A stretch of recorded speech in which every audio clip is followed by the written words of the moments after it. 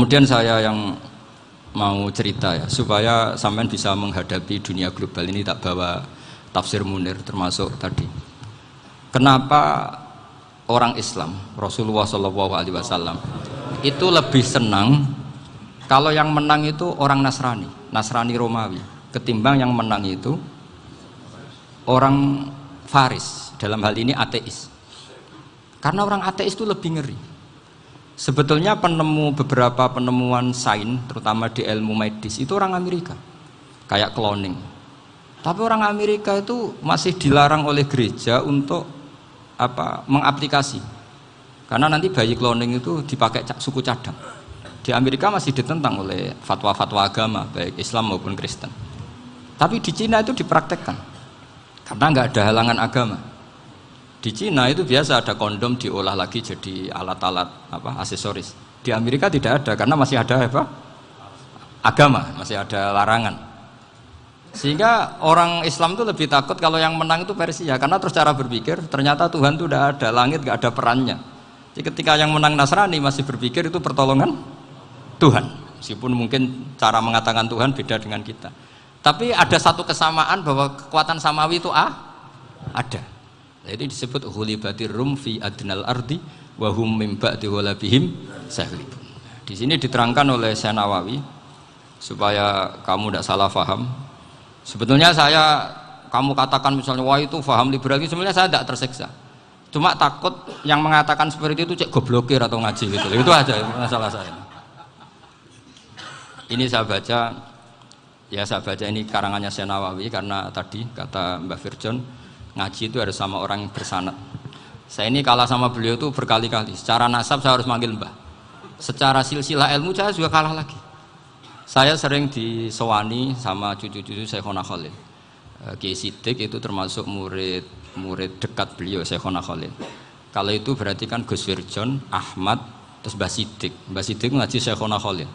Syekhona Khalil itu pernah ngaji langsung sama Sayyid Zaini Tahlan. Berarti beliau dari Sayyid Zaini Tahlan itu baru generasi kelima.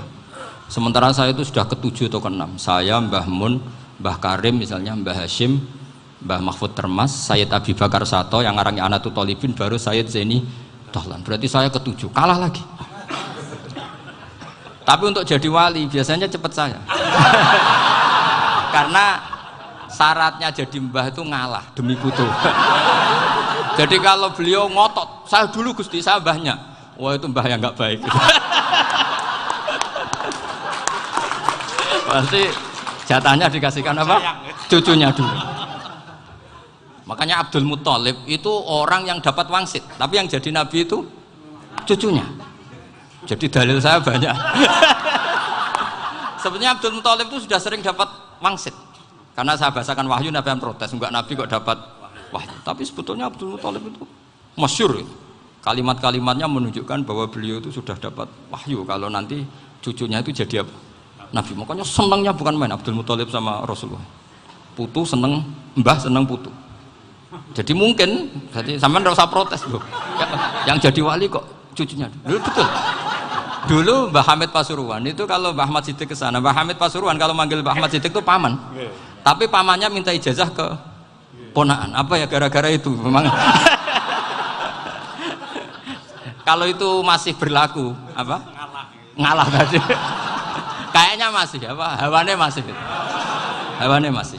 Karena melihat tren-tren langit masih gitu kayaknya masih. Masih itu. Ya, tapi mbahnya tetap dapat jatah, tenang saja nanti. Tapi memang sebaiknya mbah itu legowo. Rasulullah Muhammad SAW itu terkenal min dzurriyyati Ibrahim. Tapi kata Rasulullah, ana dakwatu Ibrahim wa bisyaratu Isa. Aku nganti ngene iki barokah dongane Nabi siapa? Ibrahim. Jadi dongane Nabi Ibrahim ya tiba teng putu. Jadi banyak bukti bahwa jatuhnya ke putu gitu. Tadi saya di kamar sama beliau berduaan. Nih Mbah sing dadi wali di sini, aku webang. Cocokan tadi. Nah kenapa saya akhir-akhir ini gulirkan daftar wali? Kenapa?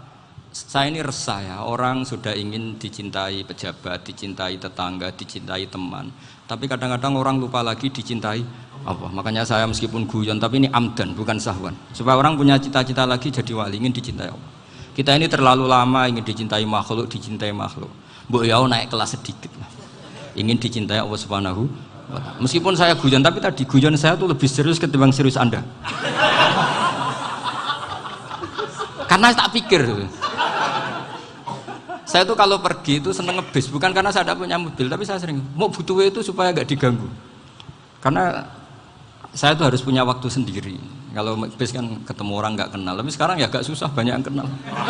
Dan susahnya lagi nggak minta ijazah, minta foto. Aduh. Kurang repot tuh. Mau dibenci itu umatnya Rasulullah Shallallahu Alaihi Wasallam. Mau disetujui itu sanatnya mana? Kalau ketemu orang alim minta apa? Foto. Itu nggak ada sanatnya. Nggak tahu saya itu mazhab dari mana itu. Ya mazhab milenial yang jelas itu kan. Ini tak baca ya biar dapat. Karena ini kenangan saya sama Mbak Ahmad Siddiq. Saya masih ingat betul beliau ngisi hallnya Mbak Abdullah bin Umar, berarti abahnya Mbak Hamid. Karena mbah saya itu Fatimah binti Khalid bin Umar. Kalau Mbah Hamid itu Hamid bin Abdullah bin Umar. Itu saya masih ingat betul zaman itu Mbah Hamid setiap hall di Lasem itu rawuh dan saya derek mbah saya karena masih misanan datang ke Lasem. Itu beliau pas itu ngisi sama Mbah Mun. Mbah Mun masih muda, Ki Ahmad Siddiq sepuh senior. Itu beliau cerita bahwa dulu ketika Indonesia dijajah Jepang itu para kiai mimpi dibacakan ayat Ghulibatir Rum fi adnal ardi wa hum min ba'di ghalabihim salim. Terus ada kiai yang tanya, takwilannya gimana? Ya nanti Jepang pulang bukan karena kita yang mengalahkan, tapi Jepang ada yang mengalahkan sendiri meskipun tidak kita. Kayak dulu Faris tidak dikalahkan Islam tapi dikalahkan Romawi, tapi yang senang umat Islam. Wa yauma idzi yafrahul mu'min. Itu luar biasa ulama-ulama kita. Delalah kejadiannya Indonesia seperti itu. Yaitu kita tidak mengalahkan Jepang, tapi Jepang pulang sendiri karena dikalahkan apa? Sekutu.